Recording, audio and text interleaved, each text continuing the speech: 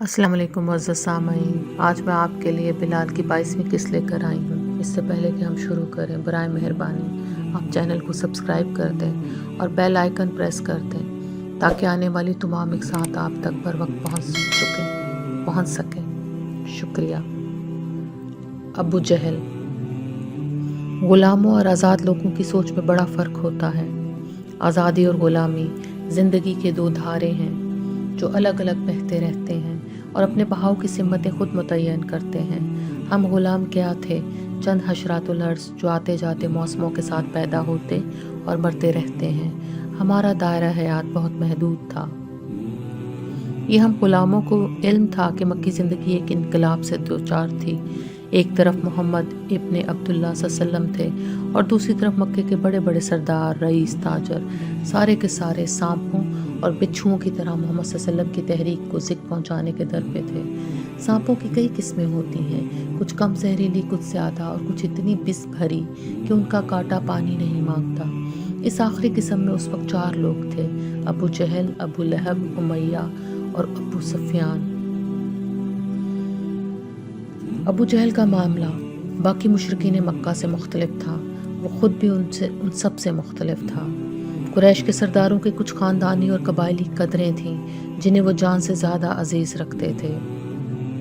یہ ساری قدریں ابو جہل کو بھی وراثت میں ملی تھیں اور وہ بظاہر ان پر عمل پیرا ہونے کا دعوے دار بھی تھا، مگر اس کی اپنی سوچ میں اپنے اجداد کے مذہب اور روایات کے تقدس کی بجائے ذاتی منفعت اور خود غرضی کا جذبہ مقدم تھا۔ ابو جہل تمام عمر ایک خواہش کی آگ میں جلتا رہا۔ یہ اس کی زندگی کی واحد خواہش تھی کہ جو اس کے ہر فکر و عمل کے پس منظر میں چھلکتی تھی۔ وہ چاہتا تھا کہ اپنے ضعیف چچا ولید کی وفات کے بعد خاندان مخزومی کا سہارا بن جائے۔ اس منصب کا وہ اتنی شدت سے متمنی تھا کہ اس کے لیے سب کچھ کر گزرنے کو تیار رہتا تھا۔ ذاتی کردار اس کا یہ تھا کہ اس شہر کی ہر سازش اس کے ذہن سے شروع ہوتی تھی۔ بڑوں سے اس کا رویہ خوش آمدانہ تھا، ہم مرتبت لوگوں سے مصالحانہ اور کم حیثیت افراد سے صفاقانہ۔ سارے مکے میں وہ ظلم و تشدد کی علامت بنا ہوا تھا۔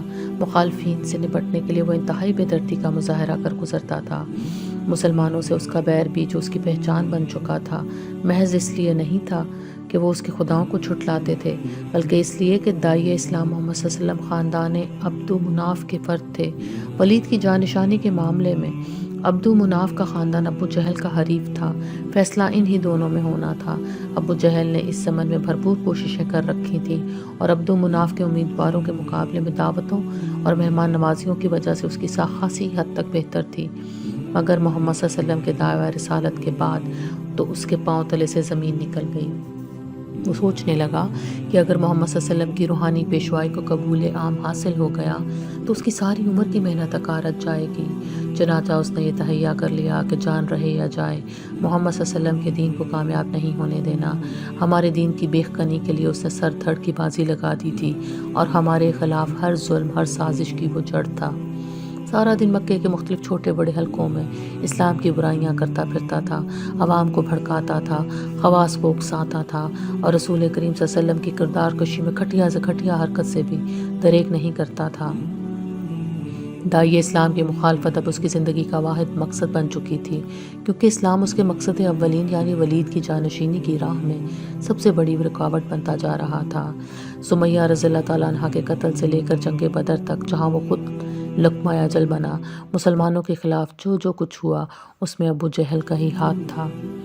پہلی ہجرت حبشہ کے موقع پر ابو جہل ہی تھا جس نے قریش کے سرداروں سے ساز باز کر کے مہاجروں کو گرفتار یا قتل کرنے کے لیے گھڑ سواروں کا ایک دستہ بھجوایا تھا۔ یہی تھا جس نے عمرو بن العاص کو تحفے تحائف دے کر شاہ حبشہ کے پاس بھیجا تھا۔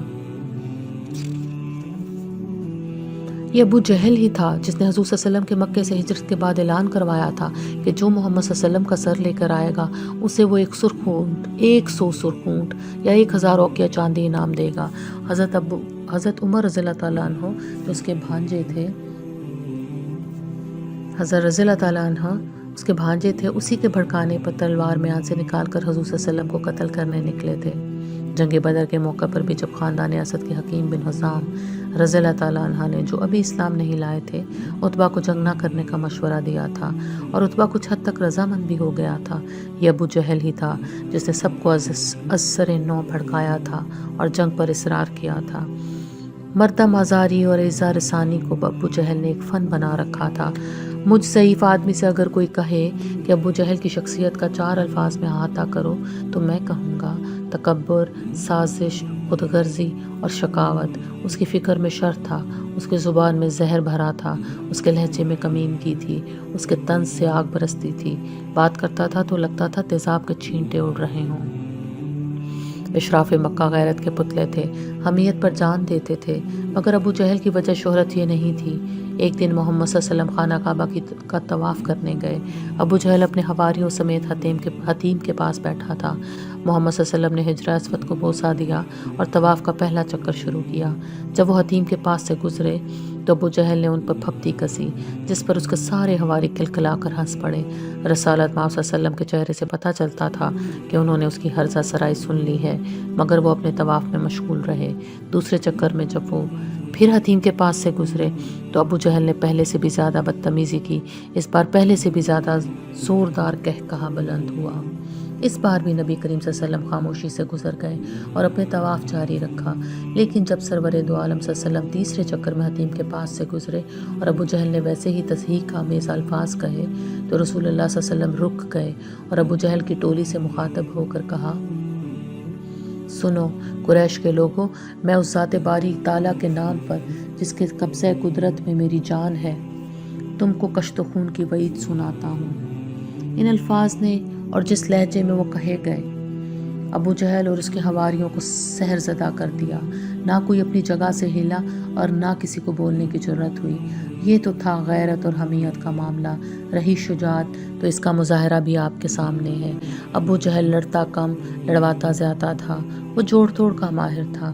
اس کی اصل طاقت اس کا سازشی ذہن تھا، اور سازش اور شجاعت کا کبھی میل نہیں ہوتا۔ ابو جہل کے بارے میں اور میرے جیسے زخم خوردہ یہی کہہ سکتے ہیں کہ اس میں منافقت کے علاوہ ہر برائی موجود تھی۔